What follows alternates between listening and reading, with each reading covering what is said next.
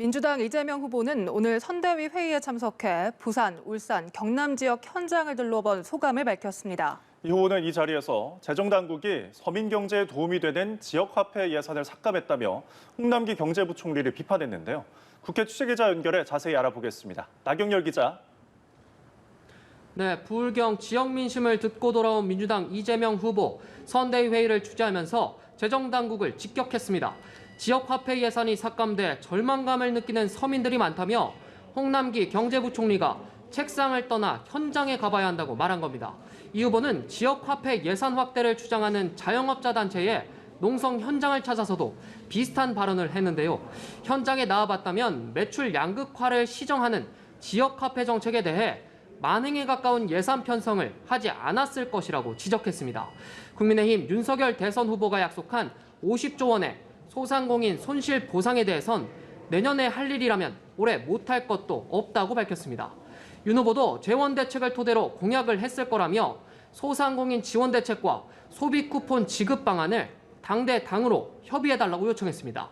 이 후보는 대장동 개발 의혹과 관련된 검찰 수사에 대해선 수사가 제대로 이루어지지 않는 경우 특검을 통해 진상을 규명해야 한다고 말했습니다. 제대로 수사가 안 되면 그게 누구든 이재명이든 윤석열이든 하나은행이든 또 국민의힘의 공직자든 가릴 것 없이 검찰이 제대로 수사하지 않으면 당연히 특검을 통해서. 한편 이 후보는 게임 산업을 육성하고 청년 세대를 지원하는 방안으로 국군 체육부대 상무의 e스포츠단을 창단하자고 제안하는 등 연일 2030 세대 표심 잡기에 공을 들이는 모습입니다. 국민의힘 윤석열 후보 행보도 짚어보죠. 오늘 오전 윤 후보가 김종인 전 비상대책위원장 출판 기념회에 참석했죠. 오후에는 이철희 청와대 정무수석과도 만났다는데 관련 내용 전해주시죠. 네, 국민의힘 윤석열 후보, 야권 킹메이커로 불리는 김종인 전 비상대책위원장의 출판 기념회에 오늘 오전 참석했습니다. 이 자리엔 이준석 대표도 함께했는데요. 그간 두 사람은 김 전 위원장에게 총괄 선대위원장을 맡아달라 이렇게 요청해 왔는데 선대위 구성을 둘러싸고 최근 이 세 사람 사이에 이상 기류가 흐르고 있는 상황이었죠. 일단 공식 석상에서는 비교적 훈훈한 말들이 오갔습니다. 이 국가의 대개조가 필요한 그런 시점에 또다시 우리 김 박사님께서 역할을 또 하셔야 될 때가 이제 다가오고 있지 않는가. 경륜으로 저희들을 또 잘 좀 지도해 주시고 잘 이끌어 주시기를. 이준석 대표도 대선에서 많은 역할을 해줄 거라고 확신한다며 최선을 다해 보좌하겠다고 했습니다.